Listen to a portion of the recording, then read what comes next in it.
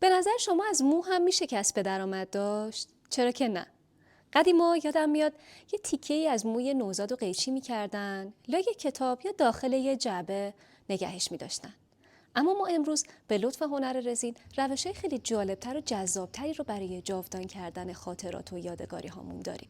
درست حد زدید. امروز قراره که بهتون یاد بدم چطور موی عزیزانتون رو داخل رزین برای همیشه جاودان کنید. اگر که این آموزش رو یاد بگیرید، علاوه بر این که برای همیشه بخشی از وجود عزیزانتون رو کنارتون دارید، بلکه میتونید در کنارش یک اثر هنری زیبا هم با این موها خلق کنید. و جالبه که بدونید جاودان کردن موها و اشیایی که برای دیگران ارزش معنوی داره داخل رزین یکی از پردرآمدترین شاخه‌های این هنره. چرا که شما این کارها رو دارید به صورت اختصاصی برای هر شخص میسازید و اون شخص به لحاظ معنوی ارزش اون کار رو خیلی درک میکنه. فکر کنم حالا دلایل کافی دارید که این آموزش رو با دقت کامل ببینید. اما قبلش یادتون نره که حتما کانال منو سابسکرایب کنید، لایک کنید، کامنت بذارید و این حمایت های شما به من کمک میکنه که انرژی کافی رو برای ادامه راهم داشته باشم. بریم سراغ اولین طرح از گردنبند موی یار که به شکل مستطیل اجرا شده. نیاز داریم به یه رکاب برنجی مستطیل شکل و همچنین یه تیکه چسب پهن.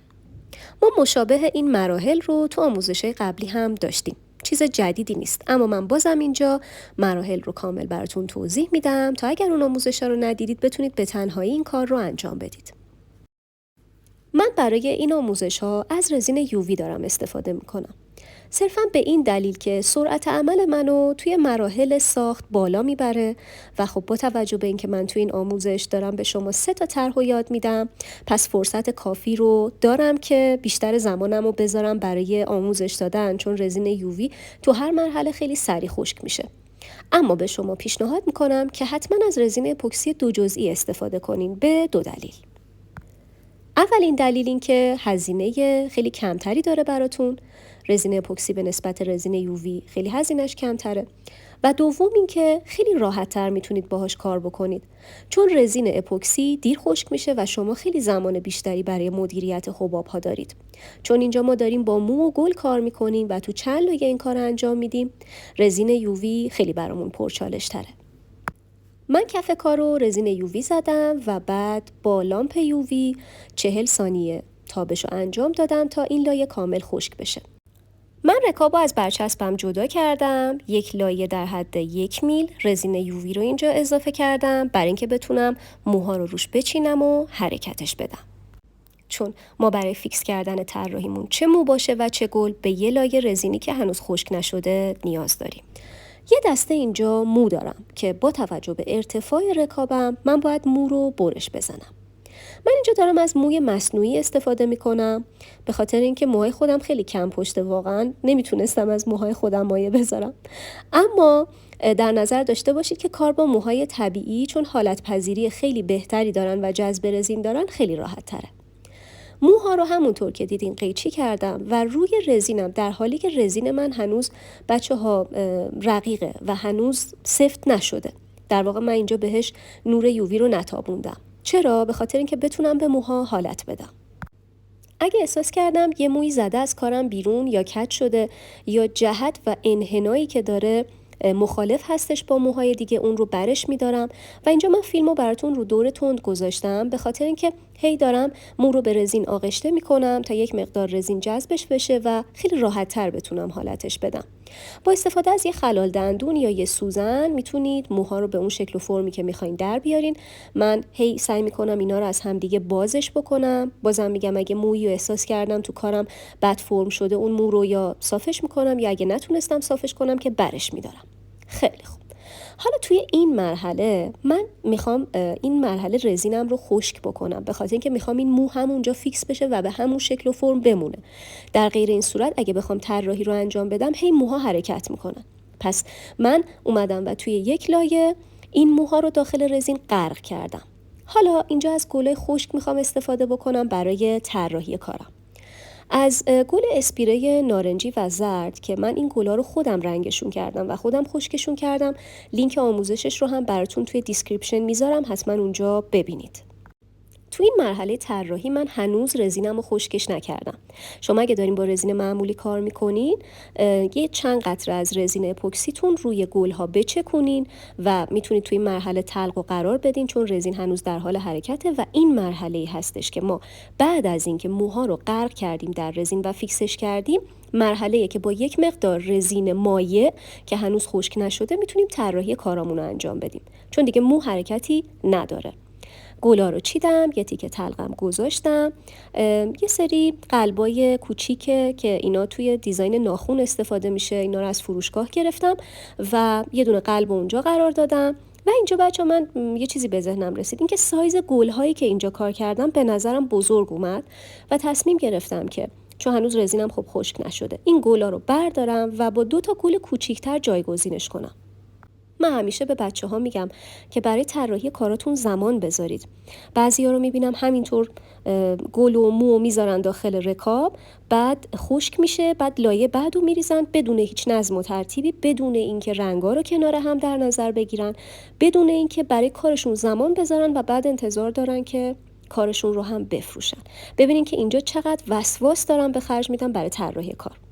سایز گلا رو عوض کردم و این لایه رو هم خشک میکنم تا کامل فیکس بشه و بعد دیگه الان طراحی من کامل انجام شده، صرفا میخوام مهدبش کنم. شما اگه با رزین معمولی دارید کار میکنید در نظر داشته باشید که تو 2 مرحله باید صبر بکنید رزینتون خشک بشه و بعد میتونید کار مهدب سازیش رو انجام بدین.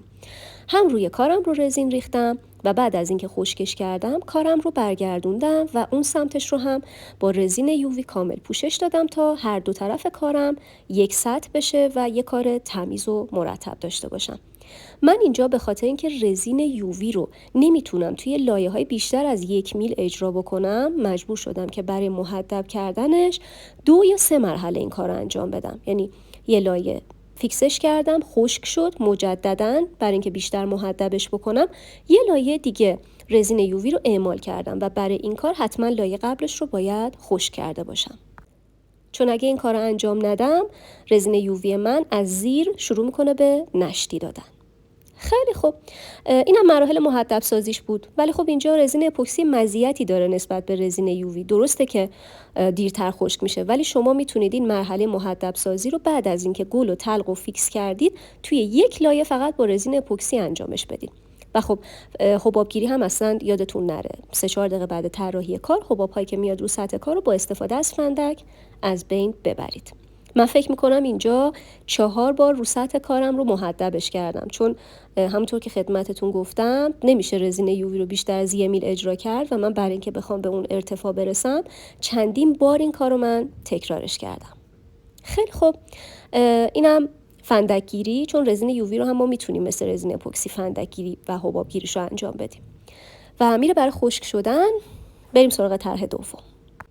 طرح دومم طراحیش درست مشابه به همون کار قبلی هست، به همین خاطر من یه سری مراحلش رو برای اینکه حوصلتون سر نره یا کوتاهش کردم یا حذفش کردم. فقط نکته که اینجا هست اینه که حتما رکابتون رو حرکت بدید روی چسب و میز کارتون که کامل فیکس بشه رو چسب، که نشتی نده رزینتون. اگر که رزینتون نشتی بده واقعا خیلی دردسرساز میشه، خصوصا لایه اول که دیگه قراره در واقع کف این رکاب شما رو ببنده. خیلی مهمه که بتونید درست فیکسش بکنید روی چسب.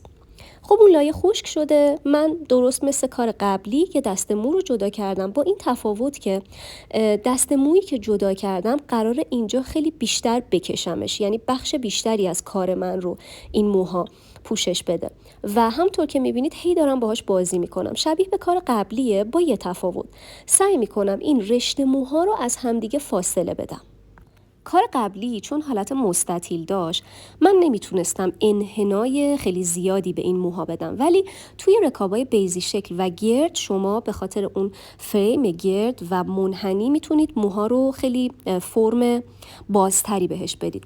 من سعی میکردم که دونه های مو رو از همدیگه باز بکنم و دلیلش هم این هستش که وقتی موها به صورت تار در میاد خیلی جلوه بهتری داره. حالا تو همین مرحله یه مقدار کم دوباره رزین اضافه کردم و در نظر داشته باشید که همه این مراحل رو با رزین اپوکسی میتونید انجام بدید و چه بهتر. خب مشابه کار قبلی من اینجا گلا رو قرار دادم، با این تفاوت که اینجا گل اسپری که استفاده کردم رنگش سفید هست. میخواستم کار یک مقدار متفاوت تر بشه. چند قطره دوباره روی گلا رزین میریزم، درست شبیه به کار قبلی، برای اینکه این گلا از قسمت پرچمشون و حتی گلبرگاشون حباب میزنن. وقتی که رزین روش نباشه این حباب ها تو لایه بعد خودشون رو نشون میدن. پس من رزین میریزم که حبابش بتونه بیاد بالا و بعد با فندک بگیرمش. درست مثل کار قبلی هم تلق قرار دادم اینجا، ولی خب فکر کردم چون فضای بیشتر و خالی تری دارم میتونم از 2 تا دونه قلب کنار هم دیگه استفاده بکنم. بچه طراحی توی زیورالات رزین بسیار بسیار اهمیت داره. استفاده از رنگ ها هم اهمیت خیلی خیلی بیشتری داره. پس در نظر داشته باشید که همینجوری یه کاری رو بسازید نمیتونید انتظار داشته باشید که مشتری اونو بپسنده. این لایه رو هم خشک کردم و لایه بعد سعی میکنم که کارم رو محدب بکنم. دیگه مراحلش رو تکرار نمیکنم چون 3-4 بار مجبورم این کار انجام بدم. به همون دلیلی که بهتون گفتم نمیشه رزین یووی رو بیشتر از 1 میل اعمال کرد. پشت کارم به خاطر اینکه چسب استفاده شده یه سری ناهمواری‌ها داره و شما پشت کارتون رو هم که با رزین اپوکسی میخواین کار کنین همین شکل باید پشت کارتون رو هم رزین بزنین که کامل همسط بشه و اون برجستگی‌ها و فرو رفتگی‌های چسب کامل محو بشه، چون پشت کارتون هم خیلی مهمه. اگه رد اون چسبا یا برجستگیاش بمونه کامل تو جلوه کارتون تاثیر گذاره. برای محدب سازی چه رزین یووی باشه چه اپوکسی حتما از خلال دندون یا سوزن استفاده بکنین که رزین رو به گوشه های فریم هدایت بکنید تا همه قسمت ها به یک اندازه رزین پخش بشه. من رفتم برای تابش دوباره که کارم کامل خشک بشه. بریم برای آموزش آخر که طراحیش خیلی منحصر به فرده. ببینید من چقدر موهام کم پشته که دلم نیومد حتی برای کاری که با اسم خودمه از موهای خودم استفاده بکنم. بازم رفتم سراغ این موهای مصنوعی و باید این کار رو و این طراحی رو حتما از قسمتی موها رو جدا بکنید که موها یک مقدار منحنی هستن.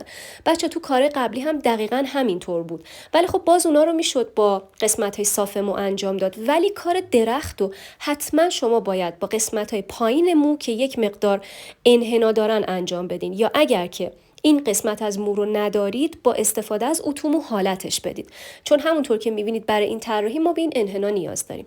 خب یه لایه رزین ریختم که خشکش نکردم که بتونم موها رو داخلش حرکت بدم و شروع میکنم به فرم دادن به این موها.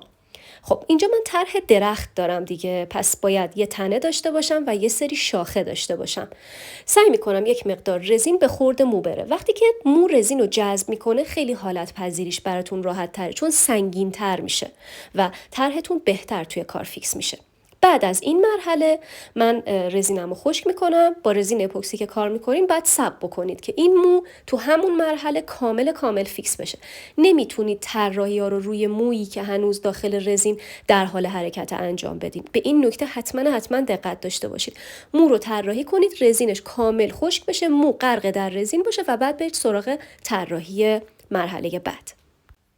و هر مرحله چه زمانی که میخواین گل استفاده کنین چه زمانی که میخواین تلق استفاده کنین شما باید یک مقدار رزینتون رو بریزید و در حالی که تازه ریختیدش و خشک نشده و حتی به ژل تایم نرسیده طراحیش رو انجام بدید برای قسمت گل‌ها و تلق و همه این قسمت‌ها. چرا؟ چون من باید بتونم گل رو حرکت بدم.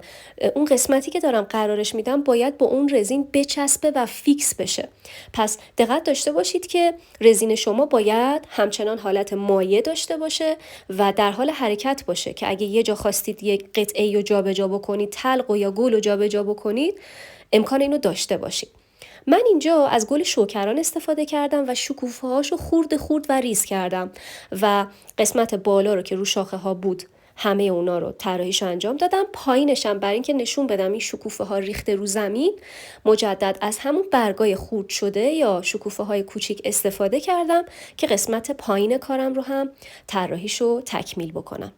خب این مرحله رو هم من کامل فیکسش میکنم. تلقم تو همون مرحله قرار دادم دیگه، چون تو آموزش قبلی بود اینجا تکرارش نکردم. و بعدم برای محدب کردن کارم اقدام میکنم.